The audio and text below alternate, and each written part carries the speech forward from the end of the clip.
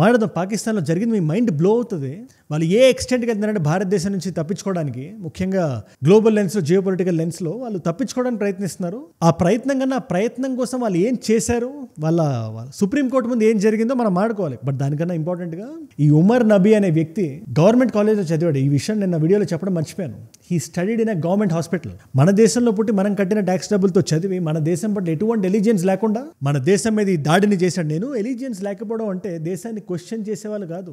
దేశాన్ని ఖచ్చితంగా అందరూ క్వశ్చన్ చేయాలి. ఎందుకంటే ఇది మన దేశం కదా, మన ఇంటిని మనమే చక్కబెట్టుకోవాలి. But at the same time దేశం నాశనం అయిపోవాలి, దేశంలో జనాలకు విషం పెట్టేయాలి, జనాలు చచ్చిపోవాలి అనుకునే వాళ్ళని ఆ 0.5 ఫ్రంట్ అనే మనం అనాలి. దానికి ఎటువంటి డిస్కౌంట్ ఇవ్వకూడదు. లేకపోతే ఇదిగో ఇలాగే ట్యాక్స్ డబ్బులతో చదివి గవర్నమెంట్ హాస్పిటల్స్ లో ఈ అనంతనాగ్ గవర్నమెంట్ కాలేజ్ చదివాడు మెడికల్. I don't know. యాదృచ్ఛికం, కోఇన్సిడెన్స్ అనే పదం జియో పాలిటిక్స్ లో ఉండదు. పాకిస్తాన్ లాంటి దేశం ఇన్వాల్వ్ అయినప్పుడు అసలు ఉండదు. ఇది నేను ఎందుకు చెప్తానంటే, ఇస్లామాబాద్ లో కోర్టు బయట, సుప్రీం కోర్టు బయట ఒక పేలుడు జరిగింది. మన భారతదేశంలో క్యాపిటల్లో జరిగినట్టే ఒక కారులో కోర్టు లోపలికి ఒక కారు వెళ్ళడానికి ప్రయత్నిస్తుండగా వెళ్ళలేక బయటే పేలింది. 12 people have reportedly in what is being described as a in Islamabad, Pakistan. And this అక్కడ జనాలు 12 మంది చనిపోయారు. ఆ చనిపోయిన వాళ్ళలో ఒక లాయర్ ఉన్నాడు. ఆ లాయర్ ఇప్పుడు ప్రస్తుతానికి కోర్టులో వాదిస్తున్న కేసు అసీం మునీర్ మీద. ఈ 27th అమెండ్మెంట్ తెస్తున్నాడు కదా, యూనిలాటరల్ గా ఫీల్డ్ మార్షల్ అయి కూర్చుందామని, దానికి అగేన్స్ట్ గా పోరాడుతున్నాడు. ఆయన చనిపోయాడు. ఇది నేను ఎందుకు చెప్తున్నానో మీకు తర్వాత అర్థమవుతుంది. భారతదేశంలో జరిగిన ఇన్సిడెంట్ తర్వాత 48 గంటల లోపల ఇలాంటిది ఒకటి పాకిస్తాన్లో జరగడం యాదృచ్ఛికం అని చెప్పి చాలా మంది అనుకుంటున్నారు. కానీ నా వరకు వస్తే రెండు పాసిబిలిటీస్ ఉన్నాయి ఇస్లామాబాద్ లో జరగడానికి. పాసిబిలిటీ నంబర్ 1, పాకిస్తాన్ ఒక దెబ్బకి 2 కాదు 3 పిట్టలు కొడదాం అనుకుంది. నంబర్ 1, ఆఫ్ఘనిస్తాన్ కి పాకిస్తాన్ కి జరుగుతున్న యుద్ధం మనందరికీ తెలిసిందే. దురంద్ లైన్ దగ్గర ఈ పీస్ టాక్స్ అవి జరుగుతున్నా కూడా అవి క్యాన్సిల్ అయిపోతున్నాయి. పాకిస్తాన్ ఏం అడుగుతున్నా కాబుల్ ఒప్పుకోవట్లేదు, వీళ్ళు అడుగుతున్నది కూడా రీజనబుల్ గా లేదు. సో ఎలాగోలాగా యుద్ధానికి వెళ్ళాలి. జనాలు ఒప్పుకోరు. పాకిస్తాన్ ప్రజలు వాళ్ళకి అలిసిపోయారు. ఇంకా వాళ్ళని ఎలా ఒప్పించాలి? ఇప్పుడు ఈ సెల్ఫ్ గోల్ క్వాజా ఒక ట్వీట్ వేసాడు, we are in a state of war.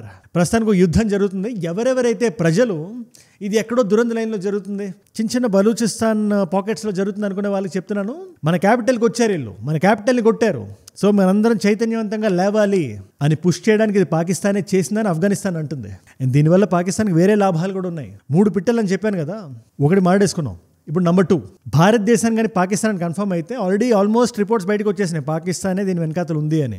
ఈ తెలంగాణ డాక్టర్ మొహియుద్దీన్ కానీ, ఈ లేడీ డాక్టర్ షహీన్ షాహిద్ కానీ, వీళ్ళిద్దరూ ఒక్కొక్కరు ఒక్కొక్క లింక్ చెప్పారు. 2 బ్యాక్ ట్రాక్ ఐఎస్ఐ దగ్గర కనెక్ట్ అవుతున్నాయి. అది చెప్తే అది వీడియోలో క్లియర్గా చెప్తాను అది. బట్ ఒకవేళ కానీ అది అఫీషియల్గా బయటకు వచ్చేస్తే, రాజ్నాథ్ సింగ్ గారు బయటకు వచ్చి చెప్తే పాకిస్తానే అని, ఆపరేషన్ సింధూర్ మళ్ళీ రెజ్యూమ్ చేస్తే, వాళ్ళ మీదకి బ్రహ్మోస్ మిసైల్స్ కొడితే వాళ్ళ దేశం ఉండదని చెప్పి వాళ్ళకి కూడా తెలుసు. సో ట్రంప్ గారి దగ్గరికి వెళ్ళి అడుక్కోవడానికి, చూడండి లేదు ఉగ్రవాదానికి మేము కూడా విక్టిమ్సే, వాళ్ళ క్యాపిటల్లోనే కాదు మా క్యాపిటల్లో కూడా ఇది జరిగింది అని చెప్పడానికి అసీం మునీరే చేయించాడు. ఇది వాళ్ళకి వచ్చే రెండో బెనిఫిట్. ఇకపోతే బెనిఫిట్ నెంబర్ 3, చనిపోయిన 12 మందిలో ఒక లాయర్ ఉన్నాడు అన్నాను కదా, ఈ లాయర్ పోతే ఫస్ట్ లాభపడేది ఎవరు? అసీం మునీర్. చూడండి ఎన్ని బెనిఫిట్స్ కింద చేశారు, అందుకనే చేయించాడు అని ఇంటర్నేషనల్ ఫోరమ్స్ అన్ని చెప్తున్నాయి. లేదు పాకిస్తాన్ హస్తం లేదు అనుకున్నా, రెండో పాసిబిలిటీ నాకు తెలిసి, మీరు ఉగ్రవాదుల్ని మీ దేశంలో పెంచుకుంటుంటే, వ్యవసాయం చేసినట్టు ఎరువులు వేసి మరి మీరు నీట్గా పెంచితే ఆ పెరిగిన మొక్కలు అవి మీ పెరట్లోనే ఉన్నాయి కాబట్టి మీకు వర్క్ ఫ్రమ్ హోమ్ కూడా చేస్తాయి. అవి ఇప్పుడు ఆఫీసులకు వెళ్ళినట్టు బార్డర్ దాటి భారతదేశంలోనే కాదు మీ దేశంలో కూడా జరుగుద్ది. అయ్యుంటే ఈ 2 పాసిబిలిటీస్లోనే అయి ఉండాలి. కానీ భారతదేశం వచ్చి చేసింది అని పాకిస్తాన్ బ్లేమ్ చేస్తుంది, అది కరెక్ట్ కాదు. అది మనం కొడితే మనం సర్జికల్ స్ట్రైక్ చేసి కొడతాం, మనం అనౌన్స్ చేస్తాం మా మీద ఇలాంటి దాడి ఒకటి జరిగింది, ఉగ్రవాదుల దాడి, దాని ప్లానింగ్, దాని షడ్యంతరం ఇక్కడ పాకిస్తాన్లో రచించారు, అందుకని మేము కొడతామని ప్రపంచానికి మనం చెప్పి కొడతాం. మనం ఇలా వెళ్ళి సివిలియన్స్ ని చంపే ఆనవాయితీ మాకు లేదు. నా భారతదేశానికి అది లేదు, నా దేశం మీద నాకు నమ్మకం ఉంది. 100% కాన్ఫిడెన్స్ తో మనం చెప్పొచ్చు ఇది మనం చేయలేదు. అండ్ మనలో మన మాట నిజం చెప్పనా, నేను అసీం మునీర్ నిజంగా జనాలు చంపేసుకున్నాడు జియో పొలిటికల్ గా టెన్షన్ తగ్గించుకోవడానికి. రేపు పొద్దున ట్రంప్ వచ్చి డిప్ప మీద కొడతాడు ఒకటి, ఆ భయంతో సొంత జనాల్ని చంపడానికి కూడా వెనకాడని వ్యక్తి అసీం మునీర్. చేసినా చేసి ఉంటాడు. అంత మైండ్ గేమ్ ఆడుతుంది పాకిస్తాన్. ఇవాళ ఐఎస్ఐ మనలో మన దేశంలోకి ఇన్ఫిల్ట్రేట్ అయిపోయి వైట్ కాలర్ జాబ్ చేసుకునే వాళ్ళు పట్టుకొని, లాయర్లని డాక్టర్లని పట్టుకొని మొత్తం ఒక 0.5 ఫ్రంట్ ఏదైతే బిపిన్ రావత్ గారు చెప్పారో, ఆయన ఇప్పుడు 2017లో చెప్పారు ఆ మాట. ఆయన రేపు పొద్దున భారతదేశానికి యుద్ధం అంటూ వస్తుంది 2.5 ఫ్రంట్ వార్ అవుతుంది. అది అందులో ఒక ఫ్రంట్ పాకిస్తాన్ అవుతుంది, రెండో ఫ్రంట్ చైనా అవుతుంది, మూడోది మన దేశం లోపల నుంచి వస్తుంది. మన దేశంలోనే పుట్టి మన దేశంలో పెరుగుతూ మన దేశానికి ఎటువంటి ఎలిజెన్స్ లేకుండా ఉంటారు కొంతమంది. ఇండాక్ట్రినేట్ అయిపోయి రాడికలైజ్ అయిపోయి మన దేశం మీదకి వస్తారని చెప్పి ఆ రోజు బిపిన్ గారు చెప్పారు. ఆయన సిడిఎస్ గా కూడా చేశారు మన దేశానికి, చీఫ్ ఆఫ్ డిఫెన్స్ స్టాఫ్. అందుకని మనకు భారతదేశం నుంచి అఫీషియల్ కన్ఫర్మేషన్ రావాల్సి ఉన్నా, రాజ్నాథ్ సింగ్ గారు మనకు చెప్తుంది వింటుంటే మనకు తెలియదు ఏదో వాళ్ళకి తెలుసు, ఖచ్చితంగా ఏదో ఒకటి బయటకు వస్తుంది. అండ్ ఒక టఫ్ రిటాలియేషన్ మనం ఇవ్వబోతున్నాం మనకు అర్థమవుతుంది. C he's very clear. ఆయన ఏమంటారు, ఎవరైతే చేశారో వాళ్ళు కాన్సిక్వెన్సెస్ ని చూస్తారు అని. Formally assure the nation that those responsible for this tragedy will be brought to the justice and will not be spared under any circumstances. ఇంత కాన్ఫిడెన్స్ మన డిఫెన్స్ మినిస్ట్రీ మాటలు మాట్లాడుతున్నారంటే ఎందుకంటే మన పాకిస్తాన్లో కాదు కదా, ఏదో వాటర్ మినిస్టర్ వచ్చి యుద్ధంలో ఉన్నాం మనం, లేదా ఇరిగేషన్ మినిస్టర్ వచ్చి బార్డర్ గురించి మాట్లాడడం, ఇది మన దేశంలో అలా చేయం మనం. ఏ డిపార్ట్మెంట్ ఏ టాపిక్స్ గురించి మాట్లాడాలో ఆ మినిస్ట్రీ ఆ టాపిక్ గురించి మాట్లాడుతుంది. అందుకని వాళ్ళు రాజ్నాథ్ సింగ్ గారికి చెప్పారంటే ఖచ్చితంగా ఏవైతే రిలయబుల్ సోర్సెస్లో మనకి న్యూస్ అవుట్లెట్స్ ఏమున్నాయో అవి మనకి ఏం చెప్తున్నాయి. ఇప్పుడు దాకా మనకి పజిల్లో పీసెస్ కనబడ్డాయి కానీ అవి అతుక్కొని కనబడలేదు. బట్ ఇవాళ మనకు ఫుల్ క్లారిటీ వచ్చింది ఏం జరిగింది ఆ రోజు. ఈ operation Jammu and Kashmir police ఎలా కండక్ట్ చేశారు, వాళ్ళు ఎవరెవరిని పట్టుకున్నారు, వాళ్ళు పట్టుకొని గట్టిగా నొక్కితే ఎవరెవరు ఎటువంటి సమాధానం మనకి బయటికి చెప్పారు అని.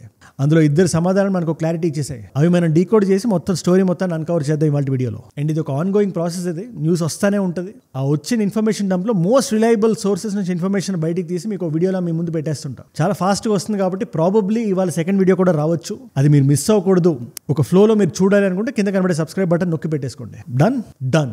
నిన్న నైట్ మనం ఉమర్ నబీ అనే వ్యక్తి గురించి మనం మాట్లాడాం. ఆ వ్యక్తి ఆ కార్లో ఉన్నాడు. ఆ వ్యక్తితో పాటు ఇంకో ఇద్దరు వ్యక్తులు ఉన్నారు, వాళ్ళు చనిపోయారు పేలుడులో. బట్ ఇక్కడ ప్యారలల్గా ఇంకో ఇంపార్టెంట్ విషయం జరిగింది. నేను జనరల్గా ఎవరిని పేర్లు పెట్టి పిలవడానికి ఇష్టపడను నేను. అది పాకిస్తాన్ వ్యక్తులైనా కూడా ఇద్దరినో ముగ్గురునో, అసీం మునీర్ని కానీ ఇలాంటి వ్యక్తులు ఏదో అంటుంటా కానీ 2 పంది కుక్కల గురించి మాత్రం మనం పెహల్గామ్ సంఘటన నుంచి మనం మాట్లాడుతూనే ఉన్నాం. హఫీజ్ సయీద్, మసూద్ అజర్. ఈ మసూద్ అజర్ని మనం కందహార్ హైజాక్ జరిగినప్పుడు వదిలేయాల్సి వచ్చింది. ఈ వ్యక్తిని బయటికి లాగడానికి ఒక వ్యక్తి ఇంపార్టెంట్ రోల్ ప్లే చేశాడు. ఆ వ్యక్తి పేరు యూసఫ్ అజర్. ఇప్పుడు ఈ వ్యక్తి ఎవరు అంటే బామ్మర్ది. ఎవరు బామ్మర్ది? మసూద్ అజర్ బామ్మర్ది. సొంత చెల్లెలి భర్త. ఆవిడ పేరు సామియా అజర్. ఆవిడకు చెల్లి ఉంది, ఆవిడ పేరు సాదియా అజర్. అండ్ మనం ఈ పెహల్గామ్ సంఘటన గురించి మాట్లాడుకున్నప్పుడు, మనం రిటాలియేట్ అయినప్పుడు, ఈ ఆపరేషన్ సింధూర్ జరిగినప్పుడు బహావల్పూర్ అని ఒక లొకేషన్ ఉంది. అక్కడ మనం మిజైల్ వేసి కొట్టాం, ఫోటోలు అవి బాగా వైరల్ అయినా బయటకు వచ్చి. అందులో మసూద్ అజర్కి సంబంధించిన 10 మంది ఫ్యామిలీ మెంబర్స్ చనిపోయారు. ఆ 10 మందిలో ఈ బామ్మర్ది గారు కూడా ఉన్నాడని చెప్పి మనం మాడుకున్నాం కదా. ఆయన చావు ఈ ఫ్యామిలీ మొత్తాన్ని హర్ట్ చేసింది. అరే నన్ను కందహార్ నుంచి బయటికి తెచ్చిన సొంత బామ్మర్ది అని చెప్పి మసూద్ అజర్, సొంత మొగుడు అని చెప్పి సామియా అజర్ లోపల బాగా హర్టారు. అది కాకుండా ఈ మగవాళ్ళందరూ ఈ ఫ్యామిలీలో చనిపోయారని చెప్పి ఆ మిగిలిన ఆడవాళ్ళతో ఒక కొత్త ఆర్గనైజేషన్ బ్రాంచ్ లాంటిది అనుకోండి. మసూద్ అజర్ది జైషే మొహమ్మద్, దానికి ఇంకో వింగ్ లాగా జమాతుల్ మొమినాత్ విమెన్స్ వింగ్. దానికి ఈవిడ ప్రెసిడెంట్, ఈవిడ వైస్ ప్రెసిడెంట్, అక్క చెల్లెలు సామియా సాదియా. వీళ్ళ పని ఏంటి? భారతదేశాన్ని ఏదో ఒకటి చేయాలి, ఆడవాళ్ళని ఇండాక్ట్రినేట్ చేయాలి, రాడికలైజ్ చేయాలి. అది ఎలా చేయగలుగుతారు? భారతదేశంలో ఉండే వాళ్ళ దగ్గరికి వెళ్ళి ఆన్లైన్ ద్వారా డబ్బులు ఇచ్చి, ఫండ్స్ ఇచ్చి, ఇండాక్ట్రినేట్ చేసి, ఆ మాట ఈ మాట చెప్పి వీళ్ళు ఎవరిని పట్టుకుంటారు? దేశం మీద ఆల్రెడీ ఎలిజియన్స్ లేని వాళ్ళని పట్టుకొని కంప్లీట్గా దేశానికి అగెయిన్స్ట్గా వాళ్ళని మార్చేసి, అలా మారిన ఒక ఆవిడ ఎవరనుకున్నారు మీరు? నిన్న మొన్న మనం ఆడుకున్నాం కదా, ఈ షహీన్ షాహిద్ అని చెప్పి మనం పదే అంటున్నాం. ఒక లేడీ డాక్టర్ దొరికింది. ఆవిడ కార్లో AK-47 ఉన్నాయి, ఇంట్లో అమోనియం నైట్రేట్ ఉంది. इसके अलावा 8 बड़े सूटकेसेस हैं, 4 छोटे सूटकेसेस हैं, प्लस एक बकेट, जिनसे अप्रोक्सीमेटली 360 kg जो है जो कि सस्पेक्टेड है.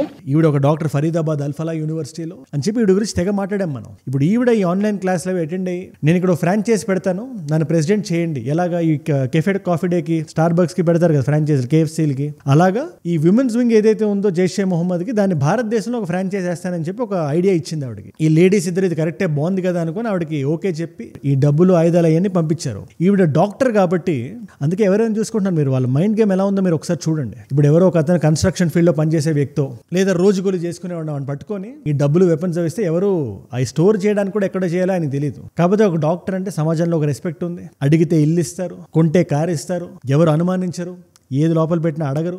ఇలాంటి వాళ్ళని పట్టుకొని మీరు చూడండి ఆ సర్కిట్ ఎంత పెద్దది ఉంది ఈ డాక్టర్స్ది. ఎనీవేస్ పోలీసులు ఈవిని పట్టుకున్నారు. ఈవిని ఎలా పట్టుకున్నారంటే మనం అక్కడికి వద్దాం, వేరే ప్యారలల్ స్క్రీన్ ప్లే ఉంది దీనికి, ఈవిడ ఎలా దొరికింది అని. బట్ ఇక్కడ మీరు తెలుసుకోవాల్సిన విషయం ఏంటంటే ఈవిడ లింక్ జైషే మొహమ్మద్తో అంటే పాకిస్తాన్లో ఉందని చెప్పి మనకి most of the news outlets రాస్తున్నాయి. అఫ్ కోర్స్ మనకి భారతదేశం నుంచి లేదా మినిస్ట్రీస్ నుంచి అఫీషియల్ గా వర్డ్ రాలేదు. వాళ్ళు ఇస్తారు, ఖచ్చితంగా పబ్లిక్ అవుతుంది అది. బట్ స్టిల్ రైట్ నౌ ఈవిడికి కనెక్షన్ ఉందని చెప్పి చాలా ఆర్టికల్స్ మనకు వస్తుంది. ఇప్పుడు ప్యారలల్ గా మనం వెళ్దాం. ఈవిని ఎలా పట్టుకున్నారు పోలీసులు అంటే, ముఖ్యంగా ఈ జమ్మూ అండ్ కాశ్మీర్ పోలీసులు అంటే ఆదిల్ అహ్మద్ రాథర్ అని చెప్పి ఈ వ్యక్తి గురించి మనం మాడాం కదా నిన్న వీడియోలో. ఫస్ట్ చెప్పిన పేరు ఇదే.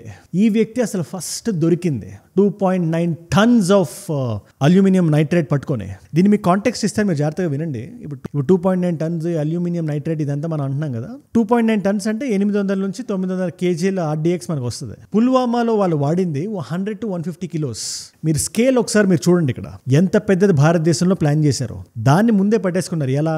ఈ జైషే మొహమ్మద్ పోస్టర్లు అగైన్ పాకిస్తాన్ పోస్టర్లు అంటిస్తూ దొరికాడు. ఇది October 27 నాటి మాట. ఒక డాక్టర్ దొరికాడు. ఆ డాక్టర్ ఎక్కడున్నాడు అని చెప్పి మొత్తం ఎదుగుతుంటే ఉత్తరప్రదేశ్ లో దొరికాడంట, యూపీలో. ఎప్పుడు? November 7th. కాశీగంజ్ అని చెప్పి సదర్న్ కాశ్మీర్ లో ఉండేవాడు యూపీకి వెళ్ళాడు. ఇప్పుడు ఈ సీసీటీవీల ఆధారంగా వెళ్ళి పట్టుకుంటే ఏదో తేడాగా ఉందని చెప్పి పోలీసులు జనరల్గా జనాలకి ఏమనిపిస్తుంది, సరే పోస్టర్లు అతికిచ్చాడు అయితే ఏంటి, ఆయన ఐడియాలజీ ఏదని చెప్పి వదిలేస్తారు. అది కరెక్ట్ కాదు. అది చిన్న విషయాన్ని కూడా వీళ్ళు ఇలా జూమింగ్ చేశారు కాబట్టి ఇవాళ 2.9 టన్స్ పట్టుకోగలిగారు. 2.9 టన్స్. అండ్ వన్స్ అది దొరికిన తర్వాత అక్కడతో ఆగలేదు. హర్యానా పోలీస్, జేఎన్కే పోలీస్, రకరకాల ఇంటెలిజెన్స్ ఏజెన్సీస్, స్పెషల్ సెల్స్ ఇవన్నీ కలిసి వచ్చేసి పట్టుకున్న ప్రతి ఒక్కరిని గట్టిగా నొక్కడం మొదలుపెట్టారు. ఇప్పుడు ఇక్కడ ఒక్కొక్కడు ఇంకొకటి పేరు చెప్పడం. ఈ మల్టీమీడియా నెట్వర్క్ ఉంటుంది కదా, నాతో పాటు ఈయన కూడా ఉన్నాడు, పలానా ఏరియాలో ఉన్నాడు, అలా యూపీ నుంచి ఫరీదాబాద్ నుంచి ఇంకో ప్లేస్, ఇక్కడ నుంచి ఇంకో ప్లేస్, అలా ఈ లేడీ అడ్రస్ కూడా దొరికింది. పోలీసులు అడ్రస్కి వెళ్ళినప్పుడు ఈ లేడీ చెప్పింది మనకు తెలిసింది. అలా ఈ పాకిస్తాన్ నెట్వర్క్ మనకు వచ్చింది. ఇప్పుడు పాకిస్తాన్ ఏముంటది, పోస్టర్లు అతికిస్తే మా దేశానికి ఏం సంబంధం, అసలు కాశ్మీర్ వ్యాలీలో పోస్టర్లు అతికించిన ప్రతి ఒక్కడు పాకిస్తానీ అయినా, వాళ్ళు మా ఫ్యాన్స్ అంతే అని పాకిస్తాన్ అనొచ్చు. ఆ ఒడాసిటీ పాకిస్తాన్కి ఉంది. కానీ ఎప్పుడైతే షహీనా షాహిద్ అనే ఈ అమ్మాయికి ఉమెన్స్ వింగ్ కి ఒక సాలిడ్ లింక్ మనం ఎస్టాబ్లిష్ చేయగలుగుతాం, పక్కా పాకిస్తాన్ లింక్ మనకు అర్థమైపోతుంది. అండ్ అక్కడ ఒక్కటే కాదు, ఈ మొహియుద్దీన్ అనే డాక్టర్ ఉన్నాడు కదా, మొహియుద్దీన్ సయ్యద్, అహ్మద్ మొహియుద్దీన్ సయ్యద్, తెలంగాణ డాక్టర్. ఈ వ్యక్తి గుజరాత్ లో దొరికాడు, మనం మాడుకున్నాం, మీకు గుర్తుందా? ఇప్పుడు ఈ వ్యక్తిని పట్టుకుంటే పోలీసులు క్వశ్చన్ చేస్తే, అగైన్ ఇది కూడా న్యూస్ ఆర్టికల్లో ఉంది, ఇవన్నీ రిలయబుల్ పెద్ద పెద్ద న్యూస్ వెబ్సైట్స్. ఆ వ్యక్తి నాకు ఆఫ్ఘనిస్తాన్ లో నాకు ఫ్రెండ్ ఉన్నాడు, ఐఎస్కేపీకి సంబంధించిన వ్యక్తి అయినా. ఇప్పుడు ఈ ఐఎస్కేపీ అంటే ఏంటి అంటే మళ్ళీ చాలా పెద్ద జియోపొలిటికల్ మెస్. అది మీకు క్లుప్తంగా చెప్తాను, ఇస్లామిక్ స్టేట్ ఖొరసన్ ప్రావిన్స్ అని అది ఆఫ్ఘనిస్తాన్ లో ఎస్టాబ్లిష్ అయి ఉంది. ఆఫ్ఘనిస్తాన్ కి తాలిబాన్ కి అగెయిన్స్ట్ గా నడుస్తుంటది. అది దీనికి ఫండింగ్ ఇచ్చేది, వెనకాతల నుండి నడిపేది, పుష్ చేసేది, తోసేది ఐఎస్ఐ.